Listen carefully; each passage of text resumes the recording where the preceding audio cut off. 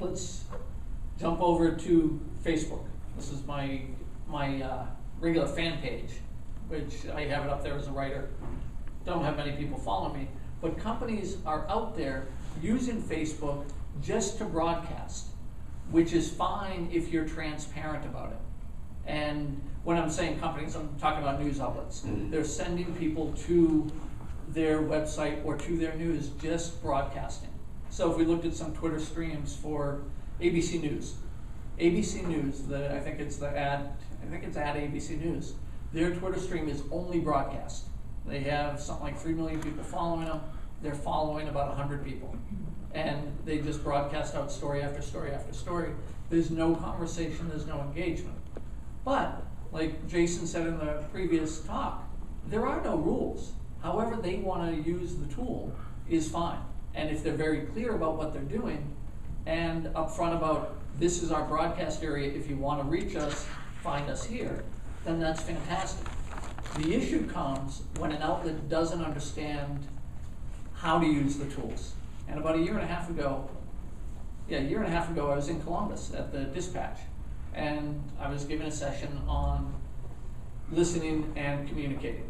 And they were all proud. We did the first session, which was listening, and then we we're going to get into communicating. And they said, yeah, bring our site up for the second session and use that as an example and walk us through what you think we're doing right. And because they thought they were doing everything right, which was cool. I was like, this is good. It makes my job easier if they've already bought in. So I brought up their Twitter stream, and I brought up their Facebook page, and I went down Twitter, and I said, oh, that looks like an interesting story, because they were broadcasting out stories. But they were engaging too, so they were answering questions. And I clicked on the link there, and it brought me over to Facebook. I'm like, okay, well, one more hop to get to their website, but that's fine. Over on Facebook, it had the story and then the link to their site. And I clicked on that, and I hit a paywall. And I thought, well, that's kind of silly. Here I am, and you guys, I thought, got it. I thought you were excited about sharing this with everyone in the world, sharing your information out there.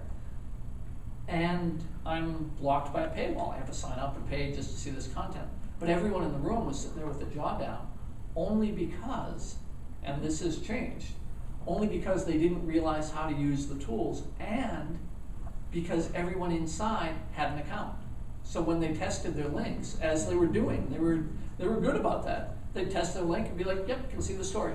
Fine, let it go. And so I came in from the outside, I don't have an account, and I go through, but that's the sort of understanding you have to get, is that journalists are just like all of us, and until they know something fully, they know a tool fully, they're going through the same pains that we all are in learning this stuff. And other outlets shy away from doing the broadcast thing and pushing people to a site. They look more for the engagement thing. Going back to my comments about WBUR, right here in the top tweet, it says, Martha Bebinger is looking to talk with someone who has lost their job and now has health insurance through the state of Massachusetts, or someone whose employer offers health insurance but can't afford the co-premium. Let us know.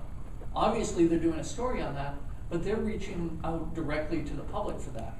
But if you're listening, if your client is Aetna, if your client is some insurance firm, why wouldn't you have searches set up for insurance or health insurance and see this pop up, get in there and throw a comment down and say, hey, I know a few people you could talk to on this, and wow, for a better perspective on the story, we have like the policy manager or whatever position is there at this health insurance company that could also give you some quotes if you want to balance it out and find out what compliance constraints the company's under now with new laws in Massachusetts. I have a question.